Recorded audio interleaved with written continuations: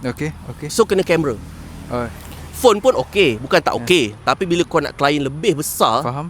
dia orang nak kau kamera professional. Dia tengok expectation dia pun akan lain lah. Aku sebenarnya tak adalah terror sangat kamera, tapi aku kena paksa diri untuk belajar. Betul. Aku itu sekarang sebab dah banyak dah tutorial kamera. Aku beli kamera, invest ribu lah habis lens. Aku belajar. First kamera apa? Oh, tapi first kamera aku beli Nikon D3300. Aku ingat lama lah. Aku rasa adalah 8-9 tahun lepas aku beli tu. Yang tu aku belajar. Itu memang entry level punya kamera lah. Belajar. Fail, belajar lagi. Noise lah. Aku kalau kamera satu macam mana nak hilang noise? Macam mana cari setting manual dia. Setting manual. Kejap auto. Kadang aku pakai auto je dulu.